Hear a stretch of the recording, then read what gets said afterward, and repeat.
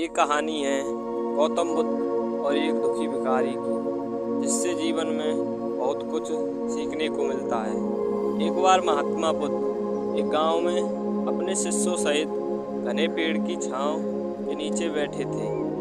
आसपास के गांव से बहुत से लोग अपनी मानसिक समस्याएं लेकर महात्मा बुद्ध के पास आ रहे थे। महात्मा बुद्ध उन सब की मानसिक परेशानियों का समाधान देते थे। सब लोग खुशी खुशी अपनी समस्याओं का समाधान पाकर वहाँ से लौट रहे थे। वहीं से कुछ दूर बैठा लोगों को बुद्ध के पास जाते देख एक दुखी भिखारी अपने भाग को कोसता हुआ यही सोचने लगा कि अभी कुछ देर पहले तो ये लोग बड़े दुखी मन से मुँह लटकाए महात्मा के पास गए थे, और अब इतने खुश होकर कैसे वापस लौट रहे हैं। आखिर माजरा क्या है? जरा मैं भी जाकर देखूं कि वो महात्मा ऐसा कौन सा खजाना बांट रहे हैं इन लोगों को। वे इतने प्रसन्न हुए कि उनके चेहरे लाल हो गए।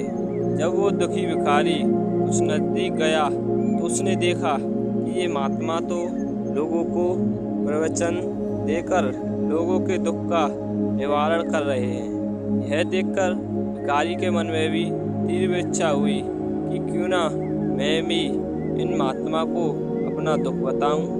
मुझे भी अपने दुख का समाधान अवश्य मिलेगा। बस फिर क्या था, समाधान पाने की लालसा लिए भिखारी महात्मा बुद्ध के सामने पहुंचा और हाथ जोड़कर प्रणाम करते हुए बोला, हे महात्मा बुद्ध, मैं भी लोगों की मदद करना चाहता हूँ। मुझे लोगों की मदद करने की बहुत इच्छा है, लेकिन मैं कैसे मदद कर सकता हूँ? मैं बहुत गरीब हूँ। मेरे पास तो ना पैसे हैं और ना ही ऐसी चीज़ जिससे मैं किसी की मदद कर सकूँ। मैं कोशिश करने पर भी किसी की मदद नहीं कर सकता। मुझे भगवान ने इतना गरीब क्यों बनाया? हे महात्मा, मुझ पर कुछ कृपा करो। इतना बोलते हुए भिखारी रोने लगा।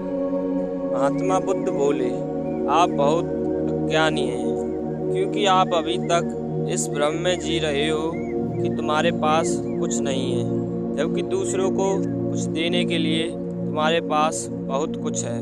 तुम बिना धन और वस्तु के भी दूसरों की मदद कर सकते हो। तुम्हारे पास जुबान है, जिससे तुम मीठे शब्द बोलकर किसी के दुखी चेहरे पर मुस्कान ला सकते हो।